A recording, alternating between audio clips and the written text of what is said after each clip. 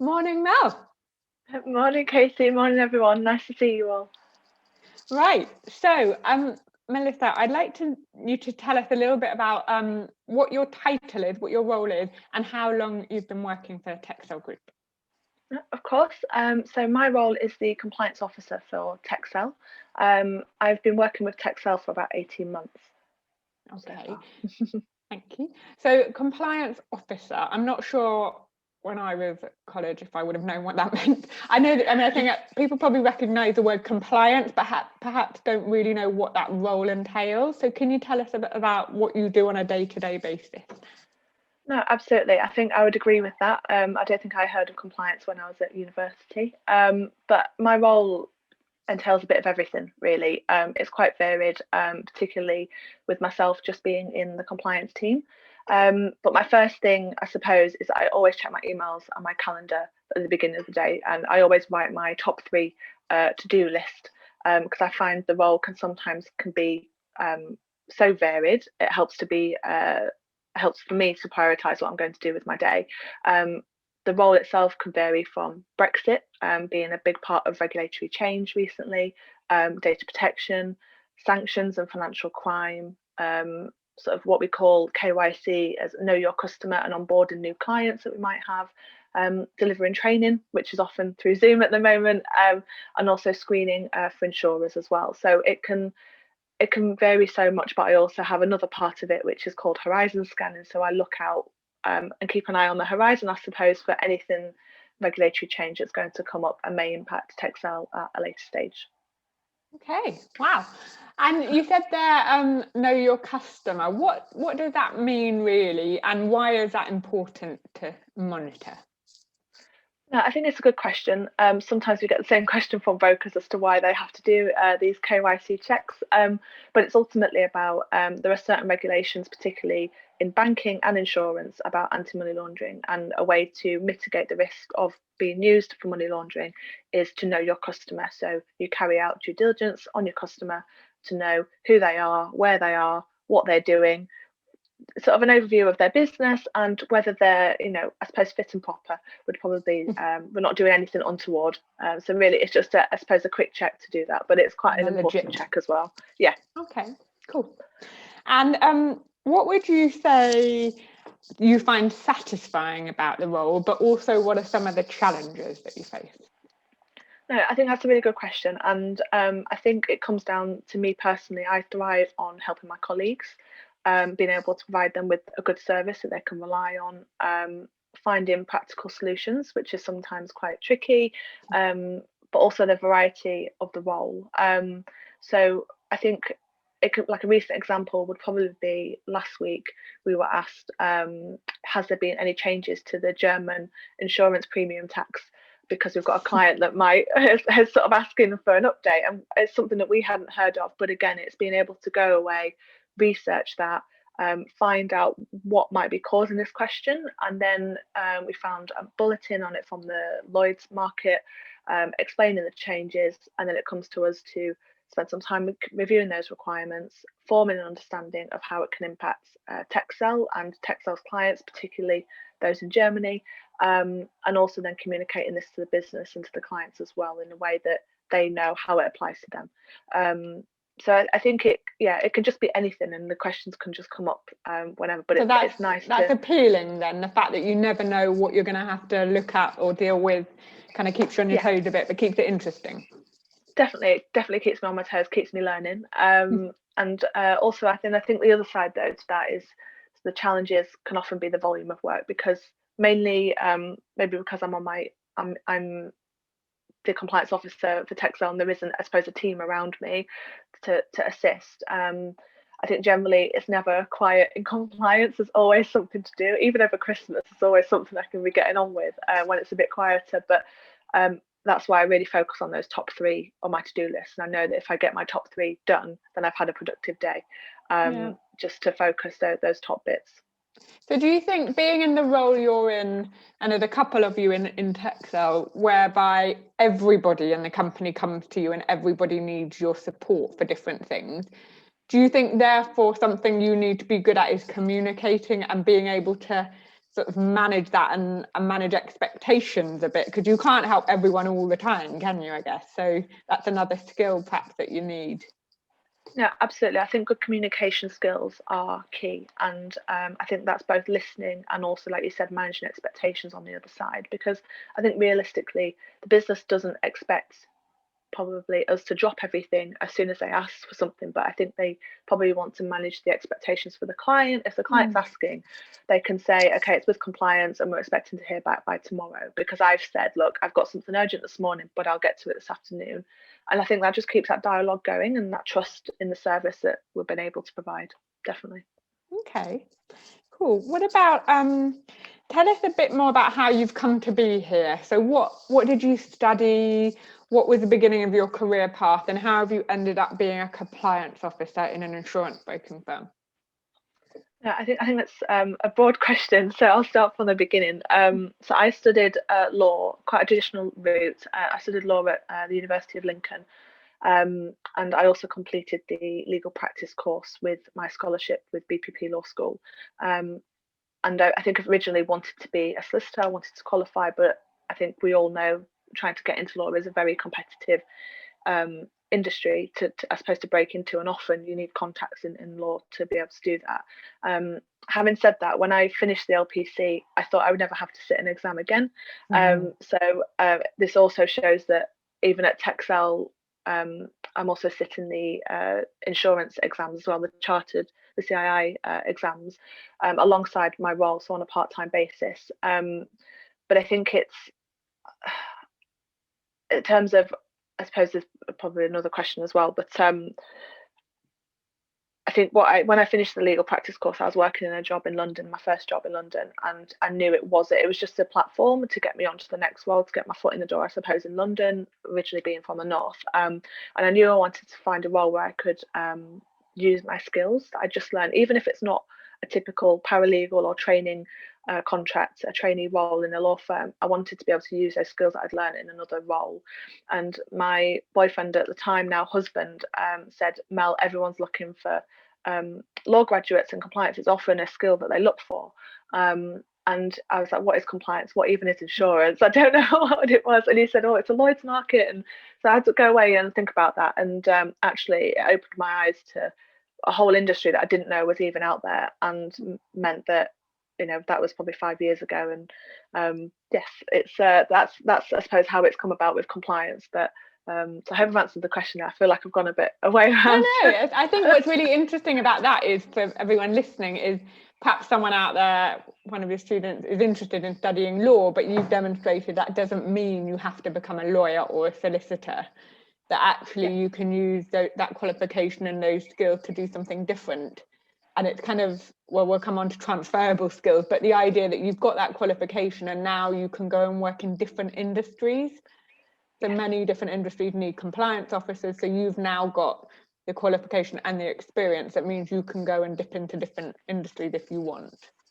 No, absolutely. And I think I look back and think, okay, would I have got the role with compliance without those qualifications? I'm not sure. I mean, compliance, you don't need a compliance specific qualification, but I think people do look for being able to demonstrate those skills that you do learn at university or other courses that you might sit, and having that commitment to then be able to look at a problem in front of you, because often it is problem solving and managing relationships and being able to deliver, like I said, those practical solutions to the business. So the business doesn't want to know if there's a problem all the time, in the same way that you would have, I suppose, a client and lawyer relationship.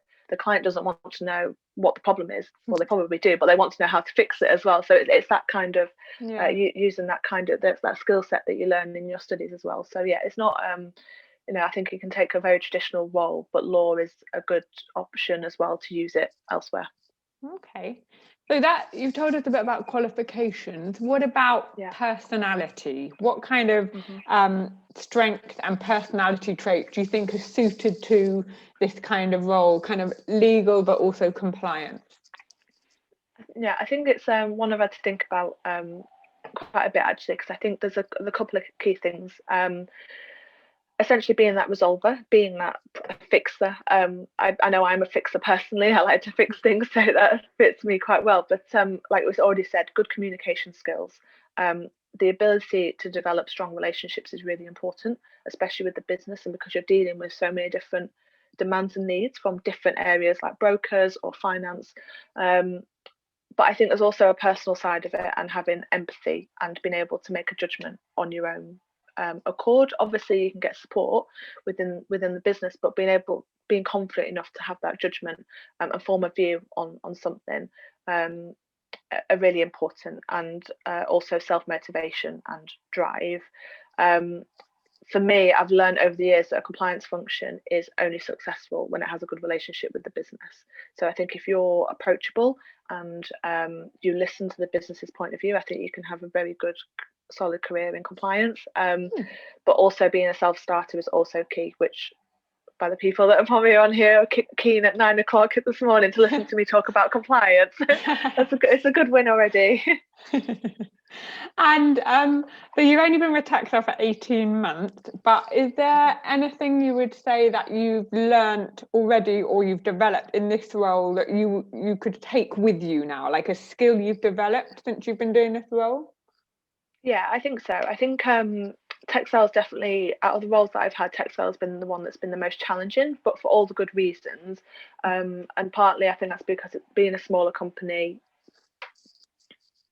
there's less pair of hands to do the work. I suppose if it's there, it's for me to resolve it and get on with it, really. But I think that's also challenged my learning and accelerated that very quickly. So one of the things that I think I can take away with me maybe somewhere else, if that ever came up, was my understanding now of the regulatory environment and how it works, particularly because of Brexit. So Brexit has been a massive regulatory change for the whole market, banking and insurance. For me, that's been my key focus over the 18 months with Texel, is getting us ready for Brexit and making sure we can still service our European clients from the 1st of January, as we are doing now. That in itself has also, I think, developed my leadership skills, I suppose, to an extent, and being able to manage projects, because it has been treated like a project.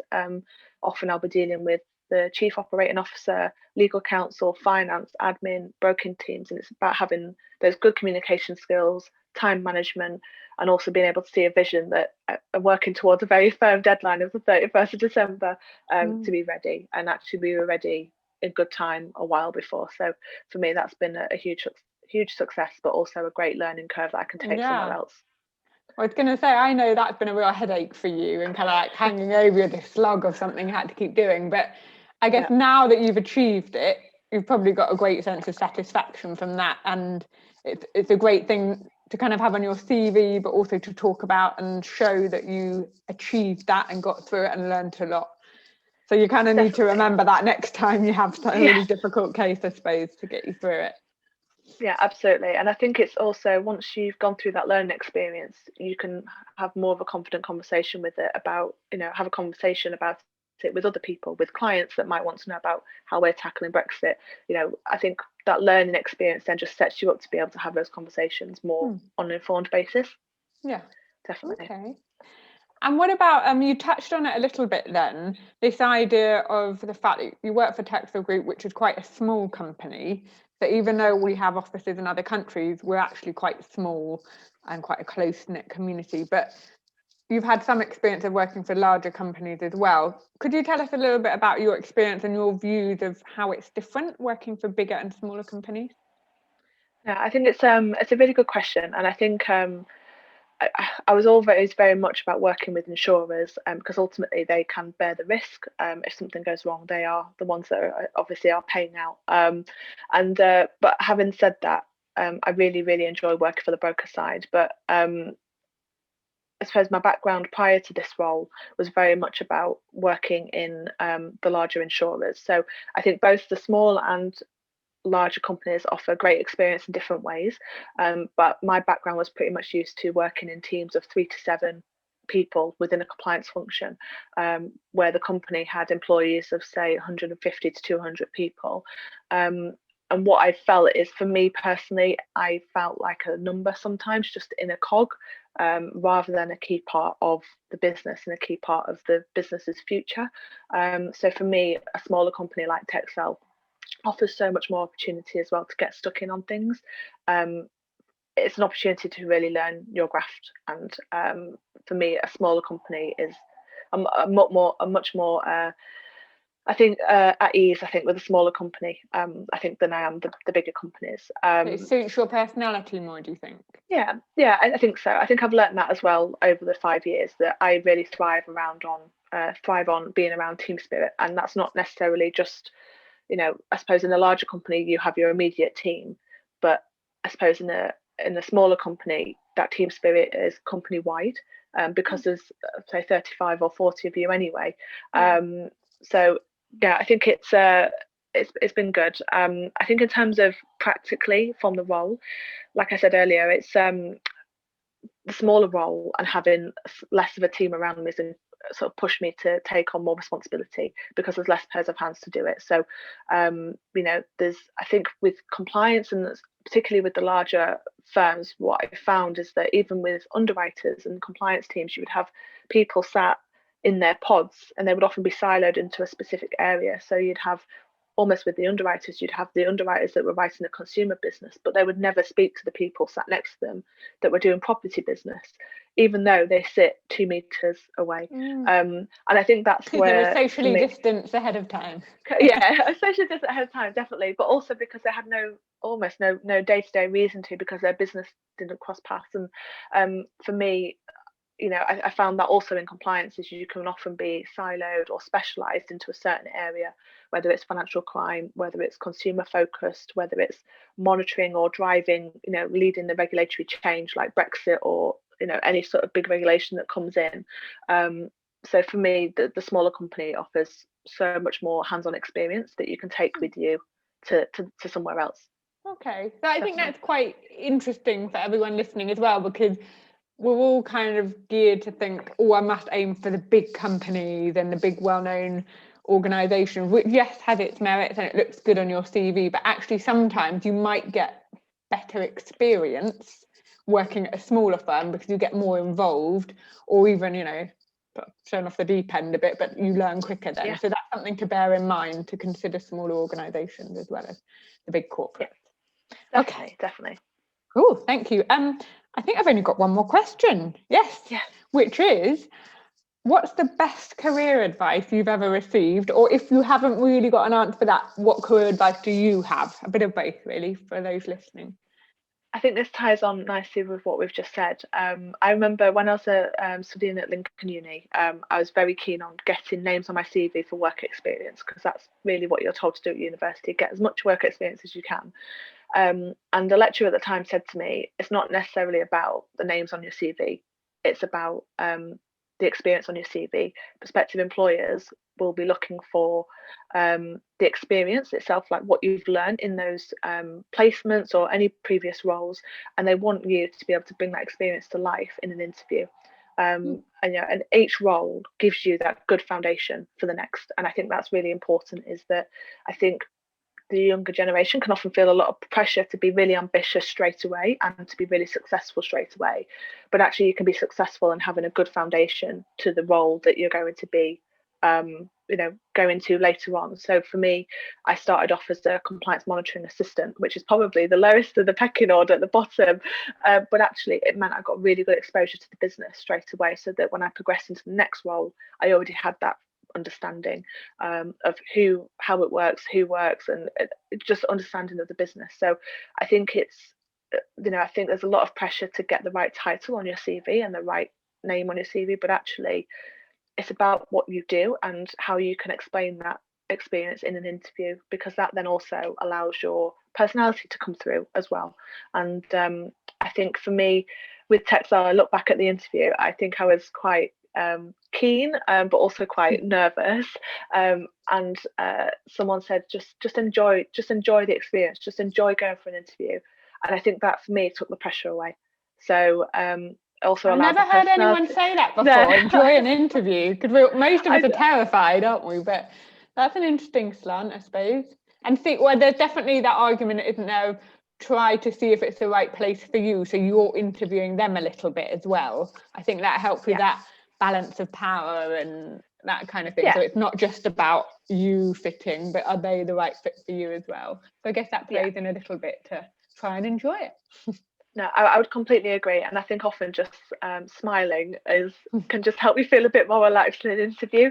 You know, prospective employers want to see your personality come through, but also you want to gauge from them how you feel with them. So it's about you, yeah, definitely you getting just as much from the other side as well. Great, thank you. Are there any questions from anyone? Nothing's popped up. Any out there? Any potential legal students got any questions for Mel? A little bit early.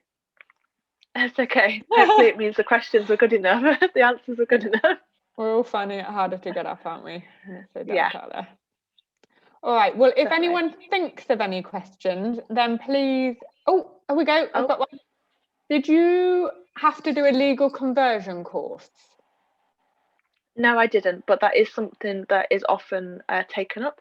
And I think probably in hindsight, if I wasn't so keen on law, I would probably have recommended to looked at doing something more like English, or any sort of degree that you're really passionate about, a topic that you're really passionate about, and then you can do the GDL, the graduate diploma. I think it's still that, to then convert, and that's an extra year on top of your studies. But then before doing the legal practice course, so you'd have an extra year on your studies. But it's quite common now. It's often a good option. So it means that people are actually studying a course that they really enjoy for the first 3 years, and then do the conversion later. So no, I didn't have to do it, but I know people that have, and yeah, they've definitely taken that option. Yeah, definitely. Okay. And we've got something from Sophie now. How hard was it studying law, and did you do any vacation schemes? I don't know what. Okay, really good questions. How hard was it studying law? I look back now and think, how did I do it? I don't know how I did it, but I think you get out what you put in. I think that's probably the biggest difference. There was probably about 160 students on our course in our year alone, and everyone stood differently.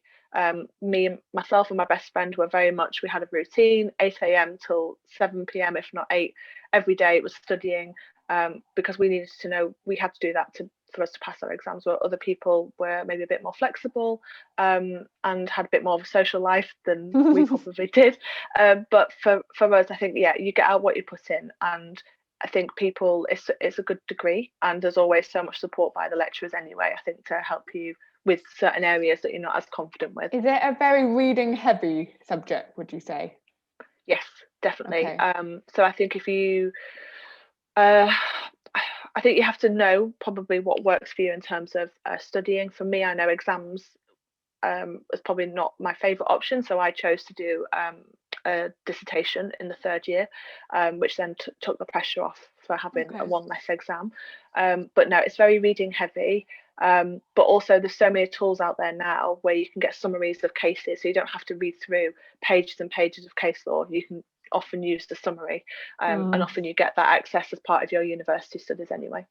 Okay, thank you. We've got a question coming in thick and fast now. Yeah, that's fine. Julia said, why should someone study law? What was your favourite part? Oh, my favourite part. Favourite part was passing, I think, and getting my degree at the end. But no, I think I think the law degree actually offers so much variety. Obviously, there's the core modules that you have to complete, which I think are about 6 or 7, and then you get your electives in the degree. And I think you have to go in with an open mind, knowing that some particular modules you're going to get on really well with and you're going to really enjoy, but then others you're not going to enjoy as much. But it's about having that broad spectrum, and I think it just gives you such valuable transferable skills for any role that you go into. And often people I think having a law degree is well received in general anyway, because it takes a lot of commitment. It does take a lot of time, to do all the reading and to do all the assessments and things. But I don't regret sitting the law degree at all. Okay. And what prior knowledge did you need for the job you're in now? That's true, because you had a law degree, but then you went into compliance. And so how did you learn what you needed for the job? So with that, like you were saying, that you had to go in at the bottom, if you like, of compliance and really work your way up? Yeah, I mean, I think that's a really good point actually. And I think, to be honest, I didn't know anything about insurance when I applied for the role. And I remember the first interview that I had for that compliance monitoring assistant job. And I was sat in front of the manager, who's now probably one of my lifelong colleagues and friends. And she said to me, why should I employ you above another candidate that has all of the insurance experience that I need? And it put me really on the back foot. And I just said, well, I don't know a thing about insurance, but I'll give it a go and I'll learn. And I've already started looking at what the Lloyd's market is to try and build that understanding. And I think for me, that's where I'm saying, I think your personality and the right attitude coming through in the interview is so important, because I think it's not often about having that experience from the outset. It's about someone probably seeing potential. I think my manager at the time saw potential and commitment, and then thought about everything else she can teach me from her experience. So to be honest, I didn't know a thing about insurance, and sometimes I still wonder if I really do. But it's that it's I think what I'm saying is, I know I can understand it can be quite difficult to apply for a job if you don't feel that you have relevant insurance experience. But I think if you're looking at your transferable skills that you have already, whether it's through your studies or whether it's through part-time jobs or anything like that, all of that counts. All of that counts. And it's about bringing that to life. Thanks. And we've got one more, which is, do you have any advice for 17-year-olds in this climate, which I know it's not that uplifting right now, interested in law? So I suppose a little bit you said before about maybe studying more of a general subject and then converting, or do you have any other advice for a 17-year-old interested in law? I think deep down, be honest with yourself about what you enjoy. If reading for hours and hours and hours is not really your thing, then maybe law might not be the right degree right now, because it is a long slog with a law degree, but it is achievable. So it depends what you want to get out of it. But I would say, in hindsight, if I wasn't so passionate about law, I would have looked at something else that I was probably more interested in and then converted later. So, and also don't put pressure on yourself. I think what it shows with the path that I've taken is, even though I chose that traditional route, it's not set in stone, and that I've made that decision at 17, 18 or 19. It shows that actually it just opens more doors for you, or can open more doors than actually just siloing you into one particular area. And another example, if I can, my best friend, she qualified and she wanted to be a criminal defence solicitor. So she was very much sort of supporting the other side and giving them fair representation. And now she's gone into something a little bit insurance related. So she now works on, I think it's sort of like a delegated authority from a claims person, where the insurer, I think a particular insurer, has a management liability product, and she's a solicitor on the other side interpreting the policy terms to whether claims can be made. So it's also, the law degree can also offer a claims perspective as well. It's that analytical approach again, and being able to communicate and understand both sides. So for me, I think it's a great foundation for any career. Definitely. All right, one more, last one. Yeah. Are there any lawyers or law firms that work with Texel? Well, we actually have two in-house lawyers as well as Mel. So Melissa handles the compliance side, but we have two other colleagues who deal with all of our internal legal issues. But then can you share some names of law firms that are in the industry that we work with? No, absolutely. I think Clyde and Co is probably one of the main ones, and that's actually where our two legal counsel were practicing before. And also, there's another one that's come to mind, and I can picture it now, but I can't. Clifford Chance, no? Clifford Chance, yeah. Clifford Chance and Herbert Smith Freehills. Herbert Smith, okay, I'm just writing these in the chat.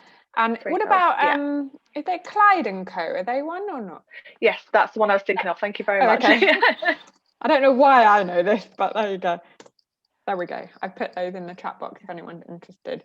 And I think most of those would offer placement probably as well, wouldn't they? And work experience, things like that. So They would, but I would say also on the work experience side, I found that there was one person that got offered a training contract, I think, in sort of as soon as it was available. But I think her experience stood out a lot more, because she also did a lot of voluntary work with the Citizens Advice Bureau. So that might be Okay. something you might want to have a look into. And also just, I think there's a lot of pressure. I think if you aim for the corporates, you often have to get the vacation schemes, as someone asked earlier.